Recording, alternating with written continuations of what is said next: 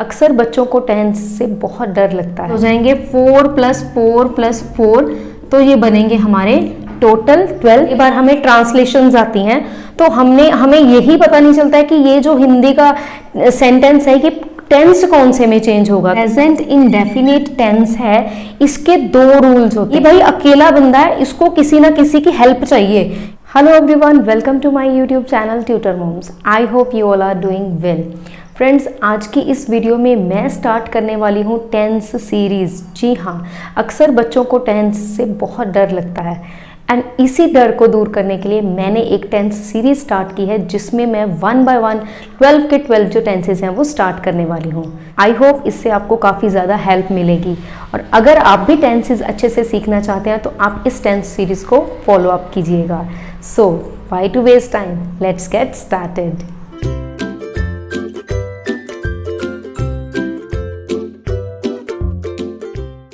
Tenses जो हैं वो बेसिकली 3 टाइप्स के होते हैं। फर्स्ट वन हमारे पास होता है present, second one is past, third one is future. Present, past and future. Present means जो आज के कॉन्टेक्स्ट में जो बात हो रही है, पास्ट मीन्स जो समय चला गया है, जो बीत चुका है उसके कॉन्टेक्स्ट में बात हो रही है, और फ्यूचर मीन्स जो टाइम अभी आएगा। आगे इनकी फर्दर जो है 4 टाइप्स होती हैं। इनडेफिनिट, जिसको हम सिंपल भी बोलते हैं, simple present, simple past, simple future, present indefinite, past indefinite, future indefinite. Second one is continuous. Continuous tense, present continuous, past continuous, future continuous. Third one is perfect, present perfect, past perfect and future perfect. Fourth one is perfect continuous. Present indefinite, present continuous, present perfect, present perfect continuous. ऐसे करके एक जो present का tense है उसके 4 हो जाएंगे, past के भी 4 टेंसेस हो जाएंगे, फ्यूचर के भी 4 टेंसेस हो जाएंगे। 4 + 4 + 4, तो ये बनेंगे हमारे टोटल 12 टेंसेस। तो आज की आगे इनकी फर्दर जो है 4 टाइप्स होती हैं। इनडेफिनिट, जिसको हम सिंपल भी बोलते हैं, simple present, simple past, simple future, present indefinite, past indefinite, future indefinite. Second one is continuous, continuous tense, present continuous, past continuous, future continuous. Third one is perfect, present perfect, past perfect and future perfect. Fourth one is perfect continuous. Present indefinite, present continuous, present perfect, present perfect continuous. ऐसे करके एक जो present का tense है उसके 4 हो जाएंगे, past के भी 4 टेंसेस हो जाएंगे, फ्यूचर के भी 4 टेंसेस हो जाएंगे। 4 + 4 + 4, तो ये बनेंगे हमारे टोटल 12 टेंसेस। तो आज की इस वीडियो में हम कवर करेंगे प्रेजेंट इंडेफिनिट टेंस, जो कि हमारा सबसे पहला जो है टेंस होगा। Present indefinite tense, present indefinite tense जो है ये बेसिकली यूज होता है फॉर डेली बेस्ड एक्टिविटीज, जो कि हमारा यूज होता है डेली बेस्ड एक्टिविटीज, या फिर हम कहें हैबिचुअल एक्शंस, उसको हम हैबिचुअल एक्शंस भी बोल सकते हैं। अगर हिंदी के कॉन्टेक्स्ट में बात करें तो कोई भी सेंटेंस जिसके लास्ट में आपको ता है, ती है, करता है, करती है, जाता है, जाती है, आपको ऐसे वर्ड्स मिले तो समझ जाइएगा कि वो सेंटेंस जो है अगर हम उसको चेंज करेंगे तो वो प्रेजेंट इंडेफिनिट में चेंज होगा। कई बार हमें ट्रांसलेशंस आती हैं तो हमें यही पता नहीं चलता है कि ये जो हिंदी का सेंटेंस है कि टेंस कौन से में चेंज होगा। तो उस कंफ्यूजन को दूर करने के लिए मैं आपको यही बता रही हूँ कि हमारी जो पहचान होगी वो ये होगी कि हिंदी के सेंटेंस में लास्ट में होगा ता है, ती है, तो वो जो सेंटेंस है वो हमारा प्रेजेंट इंडेफिनिट में चेंज होगा। तो अभी हम इसके बाद बात करेंगे कि चेंज करने के रूल्स क्या हैं। तो सबसे पहले रूल्स से पहले मैं आपको ये बताऊं कि जो प्रेजेंट इंडेफिनिट टेंस है इसके दो रूल्स होते हैं। एक तो होता है प्लूरल सब्जेक्ट के लिए और दूसरा रूल होता है सिंगुलर सब्जेक्ट के लिए। इनके इस टेंस के अलग अलग रूल्स होते हैं। अगर हमारे पास सब्जेक्ट जो है वो प्लूरल है तो उसके लिए एक अलग रूल होगा, अगर हमारा जो सब्जेक्ट है वो सिंगुलर है तो उसके लिए एक डिफरेंट रूल होगा। कोई ज्यादा फर्क नहीं है इसमें। सबसे पहले मैं आपको ये बताऊं कि सब्जेक्ट होता क्या है। सब्जेक्ट होता है डूअर ऑफ द एक्शन। जो भी हमारे सेंटेंस में एक्शन हो रहा है उसका जो डूअर है, या फिर हम कहें कि किसके बारे में बात कर रहे हैं हम टेंस में, वो होता है हमारे पास सब्जेक्ट। ठीक है। अगर हमारे पास जो सब्जेक्ट है वो प्लूरल है तो उसके लिए डिफरेंट रूल है। अगर हमारे पास सब्जेक्ट है जो सिंगुलर है तो उसके लिए अलग से रूल होगा। फर्स्टली हम बात करेंगे प्लूरल सब्जेक्ट की। प्लूरल सब्जेक्ट का जो अफर्मेटिव में जो रूल होगा, अफर्मेटिव मीन्स जिस सेंटेंस में कोई भी नेगेशन नहीं है, कोई भी क्वेश्चन नहीं है, सिंपल सेंटेंस है, उसका क्या रूल होगा। फॉर सपोज वह खेलते हैं। मैंने आपको कहा था हिंदी में आपको ता है, ती है, ते हैं, ये अगर हम प्लूरल की बात करें तो ते है ही आएगा। वह खेलते हैं। अब वह जो है वो प्लूरल की बात हो रही है, क्योंकि अगर होता वह खेलता है तो हमारे पास ये सिंगुलर होता, लेकिन यहाँ क्या है, वह खेलते हैं मीन्स कि हमारे पास है प्लूरल। तो हमारा जो रूल है वो होगा subject plus first form of verb. इसको मैं ऐसे लिखूंगी in short form, first form of verb, V1 means it's first form of verb plus object. So simple. ये रूल बहुत ही इजी है, आपको लर्न करना बहुत ही इजी लगेगा। सब्जेक्ट क्या है हमारा, वह, यानी कि they. First form of verb play, they play. अब यहां पर कोई ऑब्जेक्ट नहीं है, हम ऐड कर देते हैं कि वह फुटबॉल खेलते हैं। ठीक है, तो यहां आ जाएगा फुटबॉल, ये हमारा ऑब्जेक्ट हो जाएगा। दे play football. So easy. Present indefinite में हमारे पास अगर होता है प्लूरल सब्जेक्ट, मोर ओवर जो हमारा सेंटेंस है वो अफर्मेटिव में होता है, तो हमारा जो रूल होता है subject plus first form of verb plus object, that is they play football. So easy it is. Singular में जो रूल है वो ये होगा सब्जेक्ट, ये अफर्मेटिव का ही मैं आपको रूल बता रही हूं, plus first form of verb. यहां पर अगर हम प्लूरल की बात करें तो ये रूल था हमारा simple, subject plus first form of verb plus object. But अब जो है सिंगुलर सब्जेक्ट है, मैंने आपको बताया था कि दोनों का जो रूल है वो डिफरेंट है, तो इसमें क्या ऐड ऑन होगा, एस और ES। ये आपको कैसे याद रखना है कि ये S और ES प्लूरल के साथ आएगा या फिर सिंगुलर के साथ आएगा, कई बार हमें कंफ्यूजन भी हो जाती है।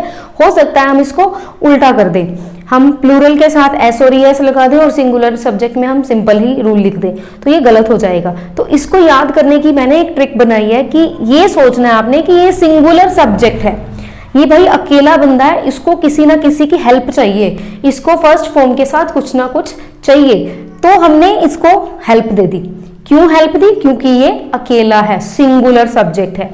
फॉर सपोज मैंने एक सेंटेंस लिया, मेरी, मेरी इज अ सिंगुलर सब्जेक्ट, ईट। अब ईट लिखा, बट हमारे पास सिंगुलर सब्जेक्ट के साथ वर्ब के साथ एस या फिर ES लगता है, दोनों नहीं लगेंगे, किसी किसी वर्ब में हमारे पास एस लगता है, लाइक ईट के साथ हमारे पास एस लगेगा, गो के साथ हमारे पास ES लगता है, तो ये चीज का ध्यान रखना है आपको। अब इसके साथ लगेगा ईट्स अ सैलेड, मेरी ईट्स अ सैलेड। अब देखो सिंगुलर सब्जेक्ट है हमारे पास, फर्स्ट फॉर्म है हमारे पास, एस हमने इसके साथ एड ऑन कर दिया है, ऑब्जेक्ट है हमारा सैलेड, मेरी Yeats a salad. How simple is that. अब देखिए नेक्स्ट जो हमारा रूल होगा वो होगा नेगेटिव सेंटेंसेस के लिए। जब भी हमारे पास कोई नेगेटिव सेंटेंसेस होते हैं और हमारा जो सब्जेक्ट है वो प्लूरल है, तो हमारा जो रूल होगा वो क्या होगा? Plural subject plus do not plus first form of verb plus object. Plural subject plus do not plus first form of verb plus object. अब देखो, प्लूरल सब्जेक्ट में हमने अफर्मेटिव सेंटेंस में बनाया था दे प्ले फुटबॉल। ओके, अब वही same sentence हम लेंगे, they do not play football. हमने कुछ नहीं किया, सिर्फ और सिर्फ डू नॉट को ऐड किया। क्यों किया? क्योंकि एक नेगेटिव सेंटेंस है, इसमें नॉट तो आएगा ही आएगा। They do not play football.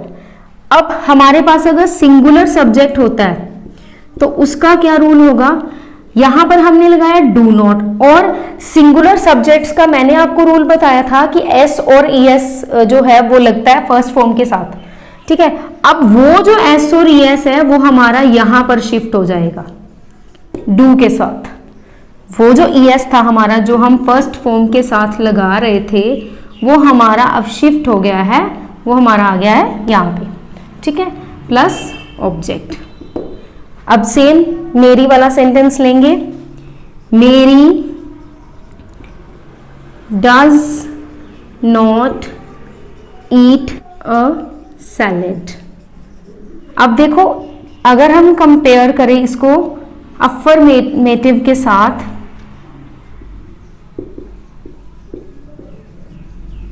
यहां पे हमने एस लगाया था वर्ब के साथ, बट यहां पर जो हमारी वर्ब है वो अलोन है, उसके साथ कोई एस और ईएस नहीं है। सिंपल जो हमारी बेस फॉर्म होती है वही है। वही एस और ईएस जो हमने यहां पर लगाया था वो हमारा शिफ्ट हो गया, अब डू के साथ आ जाएगा and it will become does. Mary does not eat a salad. I hope आपको यहां तक क्लियर हो गया होगा। अगर नहीं क्लियर हुआ तो आप वीडियो को एक बार फिर से जब देखेंगे तो आपको सारे के सारे रूल्स जो है अच्छे से क्लियर हो जाएंगे। थर्ड अब हमारी टाइप है हमारे पास, वो है इंटेरोगेटिव। अगर हमारे पास कोई इंटेरोगेटिव सेंटेंस होता है तो उसमें क्या रूल होता है? प्लूरल सब्जेक्ट के लिए do plus plural subject plus first form of verb plus object plus question mark. ये हमारे पास रूल होता है इंटेरोगेटिव के लिए। Do they play football and it is very much necessary to add on a question mark in the end, क्योंकि ये एक क्वेश्चन है and it must end with the question mark. So देखिए, it is so simple, हमने इसमें कुछ भी नहीं किया। do जो है वो simply आगे आ जाएगा एंड लास्ट में हमारे पास आ जाएगा क्वेश्चन मार्क, तो ये हमारा बन जाएगा interrogative sentence in present indefinite tense. अब अगर हमारे पास सिंगुलर सब्जेक्ट होता है, जैसे हमने नेगेटिव सेंटेंस में डू को डज बना दिया था और साथ में नोट ऐड किया था, इसमें भी हमें सेम करना है। डू के साथ डज, डू को डज बना देंगे बट नॉट नहीं आएगा इसमें। Singular subject plus first form of verb plus object plus question mark. Does मेरी ईट अ सैलेड। डज मेरी ईट अ सैलेड। ये भी बहुत सिंपल है। बस मेनली जो इसमें बच्चे गलती करते हैं वो ये करते हैं कि डज भी लगा देते हैं और यहाँ पे ईट्स भी लगा देंगे, तो वहां पर हमारी मेनली जो है मिस्टेक होती है। ये चीज का हमें खास ध्यान रखना है कि अगर हमने डू के साथ ऑलरेडी एस और एस जो है हमारा वर्ब का शिफ्ट होके इधर डू के पास आ गया, तो हमने उसको दोबारा से वर्ब की फॉर्म में ऐड ऑन नहीं करना है। ये तो रहे हमारे प्लूरल सब्जेक्ट और सिंगुलर सब्जेक्ट के तीनों टेंसेस सेंटेंसेस के अगर रूल की बात करूं तो हमारे हो चुके हैं। मैंने आपको इंटेरोगेटिव का भी बता दिया, नेगेटिव का भी बता दिया, अफर्मेटिव का भी बता दिया। बट एक चीज का आपको ये ध्यान रखना है कि अगर हमारे पास जो सब्जेक्ट है आई होता है, अगर हमारे पास जो सब्जेक्ट है वो है आई, तो उसमें जो रूल है वो क्या रहेगा? उसका जो रूल है वो रहेगा same as plural subject. Plural subject का जो रूल है वही रूल जो है आई फॉलो करेगा। लाइक हमने बनाया था subject plus first form of verb plus object, they play football. ठीक है, अगर हमारे पास सब्जेक्ट आई है तो भी हमारे पास सेम रूल ही रहेगा, आई प्ले फुटबॉल। ये आई प्लेज फुटबॉल नहीं होगा या I does not play football नहीं होगा, I do not play football. अगर मैं बात करूं इंटेरोगेटिव की तो वो बनेगा डू आई प्ले फुटबॉल। ठीक है जी, प्लूरल सब्जेक्ट का ही रूल जो है आई पर भी फॉलो होगा, ये आपको याद रखना है। ठीक है, बाकी सिंगुलर सब्जेक्ट का रूल अलग है, प्लूरल सब्जेक्ट का रूल अलग है, वो मैंने आपको सब कुछ बता दिया है। आई होप आज की वीडियो जो है आपको क्लियर होगी सारे के सारे जो रूल्स हैं अफर्मेटिव का, नेगेटिव का और इंटेरोगेटिव का, और आई का जो रूल है वो आपको क्लियर हो गया होगा। If so please like the video, share the video and do subscribe my channel for such videos. और नेक्स्ट टेंस सीरीज में जो वीडियो आएगी वो आएगी प्रेजेंट कॉन्टिन्यूअस टेंस पे। So thank you for watching this video. God bless you. Bye bye.